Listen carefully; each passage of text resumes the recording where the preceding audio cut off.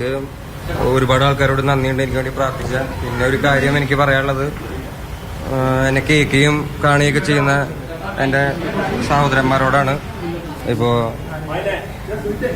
ഇവന്റെ പുകവലി മദ്യപാനമൊക്കെ ഭയങ്കര പ്രശ്നമാണ്, ബാഡ് ഇൻഫ്ലുവൻസ് ആണെന്ന് എനിക്കറിയാം. ചേട്ടനോട് ദയവ് ചെയ്ത് ക്ഷമിക്കണം. നല്ലൊരു മനുഷ്യനായി മാറാൻ പറ്റുമെന്ന് ഞാൻ നോക്കട്ടെ. പോയിട്ട് വരാം. എനിക്ക് അതിനെ കുറിച്ച് എനിക്കൊന്നും ഇപ്പൊ പറയാൻ പറ്റില്ല. അത് കോടതിയുടെ താഴെയുള്ള ഒരു കേസാണ്.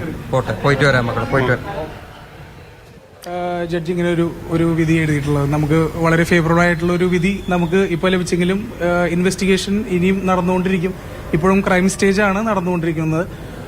അതുപോരാത്തതിന് ഇനിയും പല കണ്ടീഷനുകളും ഇതിന്റെ ഉള്ളിൽ പറഞ്ഞിട്ടുണ്ട്. അപ്പോൾ ആ കണ്ടീഷനെല്ലാം ഇനി ഈ ഹിരൺദാസ് പാലിക്കേണ്ടതായിട്ടുണ്ട്. അപ്പം അതിനുശേഷം ഇനി എന്താ ഉണ്ടാകാൻ പോകുന്നത് നമുക്ക് ഭാവിയിൽ നോക്കി കാണാൻ പറ്റും.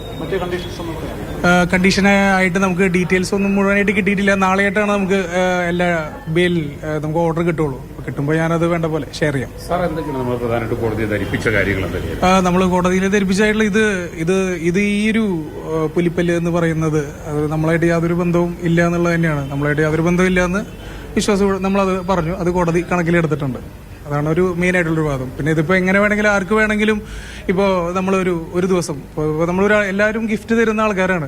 ഒരു ദിവസം ഒരാൾ നമുക്ക് ഗിഫ്റ്റ് തരുന്നു, നമ്മളത് മേടിച്ച് വയ്ക്കുന്നു. അതിനുശേഷം നമ്മൾ ഒരാൾ പോലീസ് സ്റ്റേഷനിൽ പോയിട്ട് ഇത് കിടക്കുന്ന പുലിപ്പല്ലാണെന്ന് പറഞ്ഞു കഴിഞ്ഞാൽ അത് നമുക്ക് കണക്കിലെടുക്കാൻ പറ്റുമോ? നമ്മളെല്ലാവരും ബാധിക്കുന്ന കാര്യമാണ്. അത് കോടതി കണക്കിലെടുത്തു, ആ കാര്യവും കണക്കിലെടുത്തു. അതാണ് ഒരു കാര്യം. ബാക്കി അങ്ങനെ പല നമ്മുടെ വാദങ്ങളും ഉണ്ടായിരുന്നു. ഓക്കെ.